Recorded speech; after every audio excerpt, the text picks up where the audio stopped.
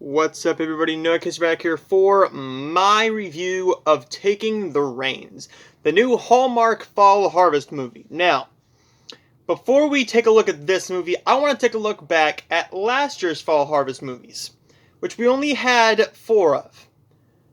We had 5 of. And let's take a look back at those right now. We have Follow Me to Daisy Hills with Cindy Busby. I did not like that one the first time I watched it. I'm going to watch it later this month. Well, at this point next month. We also had Falling for Look Lodge. I really liked that one a lot. I thought that one had the best fall feel to it thus far out of a lot of Hallmark Fall Harvest movies, and I thought the chemistry was there more than any other up till that point. Country at Heart was a bit of a downstep for them, I think. I love country music, but Jesse Schramm and Niall Maynard didn't have the best chemistry. I thought it was a good movie, but they followed it back up with 2 really, really good ones. My Best Friend's Bouquet and Sweet Autumn, which I do own the DVDs for all of them except for Country at Heart. I still need to get that one.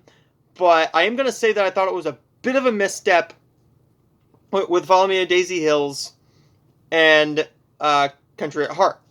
Well, this year, the downstep took a bit of a bigger downstep with the Summer Nights movies. Because normally we get some great movies, and then we get an okay movie, and then another okay movie. Then we have great. Well, this year we don't have a whole lot of great Hallmark films. Most of them have been good. Summer Nights was a bit of a misfire, I think.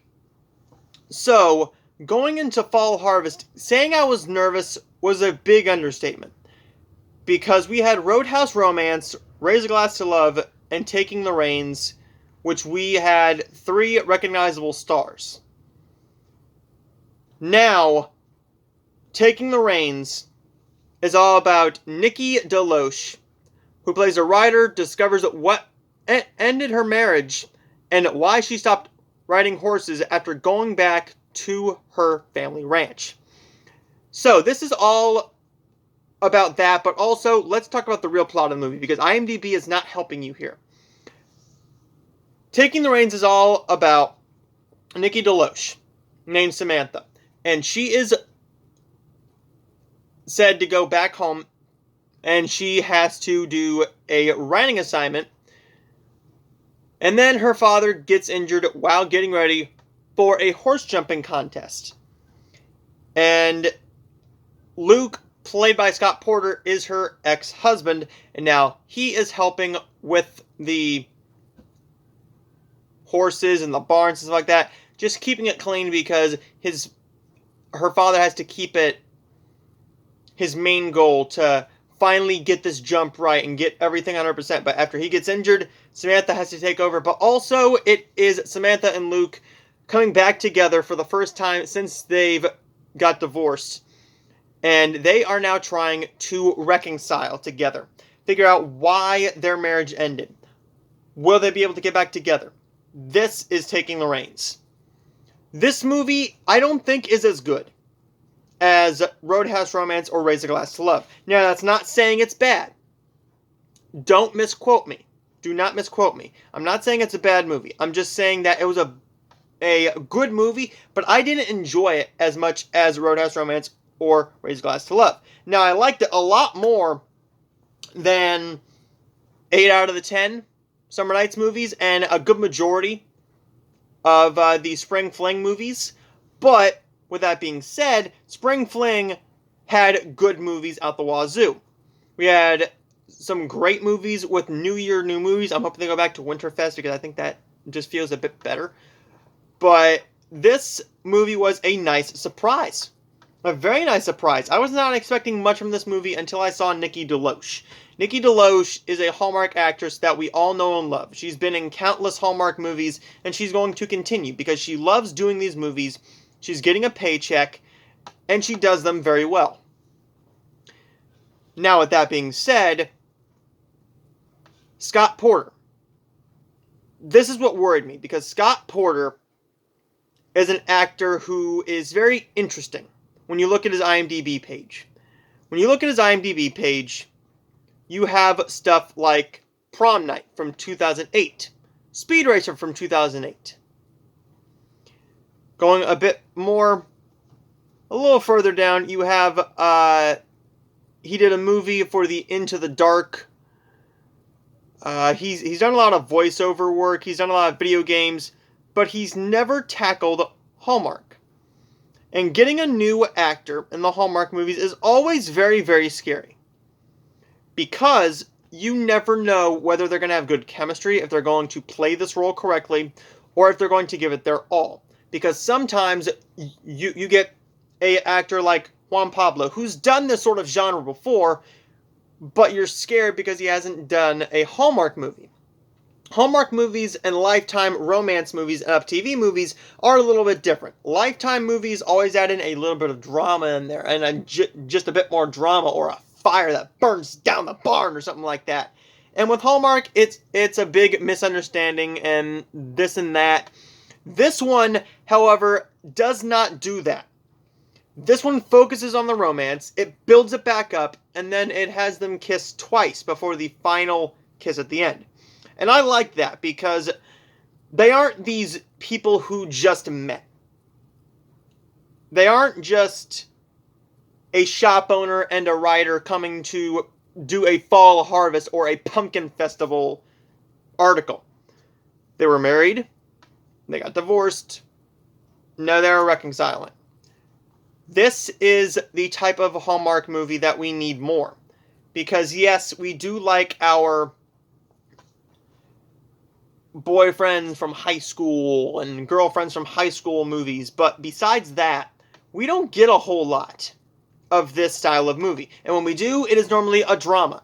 And a drama like Just the Way You Are, starring Candace Cameron Bure. The director of this one has also done a great majority of Hallmark movies, and luckily I've seen all of them. She has done In the Key of Love, a very good wedding movie. Love, Fallen Order, a really good film with Erin Cahill and Trevor Donovan. Holiday for Heroes, I don't remember a whole lot about Holiday for Heroes. I've only seen that once. I will be watching it this year again. Love on Iceland, that one was okay, I thought. The Christmas Bow was a weak Christmas film from last year. However, I was very surprised that this is one of the movies that really starts getting into the diversity for Hallmark, because we've got a lot of white and white. We got some black and white, we got some Asian white, we got some Chinese and white. Give me more of that, because that's what I want to see. Because Lacey Chabert, God love her, we love her to death, she can only do so many Hallmark movies a year. Candace, we love her. Danica, we love her. Alicia, Cindy, Nikki, everybody loves them. And then she did, as luck would have it, a very pleasant surprise with Joanna Garcia Swisher, a movie set in Ireland that I loved. Her pen pal I thought was a bit weak, and of course Taking the Reins, but she does have one that is currently filming right now and is scheduled to come out on November 13th. It is filming right now according to IMDb, but I believe it's done filming. If it's not done filming, then they are going to rush the editing process, and I'm going to be very nervous.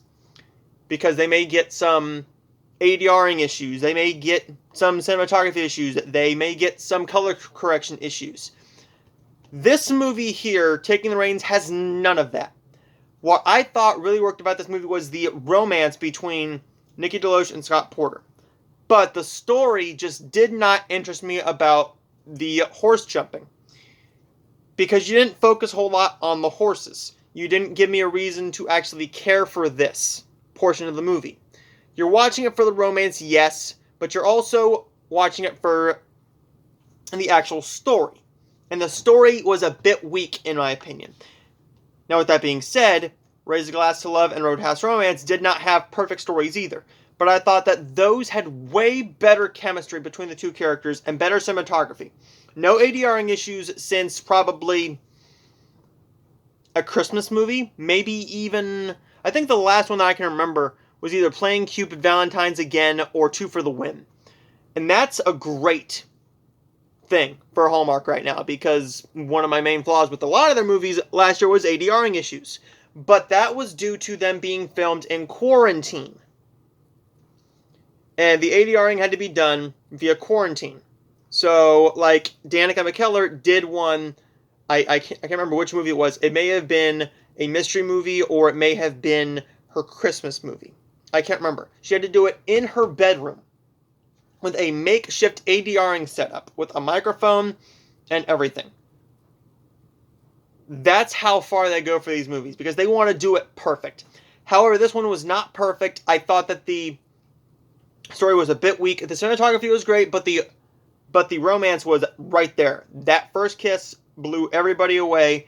They did not do just a little peck. We are normally used to little kiss here and there. That thing was going, wow. I mean, they were kissing, and it was full on magic. The chemistry between those two was awesome. Now, will we be able to get that with Katie Finley and Wyatt Nash in Love Strikes Twice, William Levy and Taylor Cole and South Beach Love, and Advice to Love By with Aaron Westbrook and Brooks Garnell? We're going to have to see, because those are our last 3 movies for Fall Harvest. Then we go into the Hallmark Christmas, and we have 41 of them this year. That tires me out just thinking about that. But how is this going to do in the ratings? I said last week I thought that Raise a Glass to Love would get between a 1.8 and a 1.9. I was wishing for over 2 million. Maybe the Fuller House fans would pull through, but it did not happen. We got 1.83, which is the same exact rating for Sand Dollar Cove. And it is also the same exact rating for One Perfect Wedding. So not an awful rating, way better than the 6th Wedding March movie, Journey of My Heart. But, I mean, really, really solid. And Roadhouse Romance was beloved by so many people. It got rave reviews. People were loving the movie. It's even getting a DVD release, and the DVD is releasing on December 7th. They don't normally release movies that soon. They did that with As Luck Would Have It and Sweet Carolina and It Was Always You, because it did great in ratings. That was the last film to get over 2 million viewers for the premiere since May 15th for Sweet Carolina. I think we are going to get a couple more, 2, probably 3, maybe even a 4 to 5 million views. Because last year, people viewed in for Hallmark. The one that got the lowest rating for Hallmark Channel. Let's see. I see 1.66. 1.66 is for A Christmas Tree Grows in Colorado. Not the best movie of last year, but I did pre-order the DVD for it. And it is coming out October 19th on DVD, along with a bunch of other ones. So, there's my review of Taking the Reins and a bit more. So, I will see all you guys next time for my review of Rise and Shine, Benedict Stone, as well as Romance in the Wild. So, Romance in the Wild just came to DVD. It premiered on Up TV. I was going to buy the DVD, but I figured, why am I going to buy the DVD when I can see it for free? Well, free on cable. So, stay tuned for that and a bunch more reviews, including a Fathom Events screener. So, I will see all of you guys next time.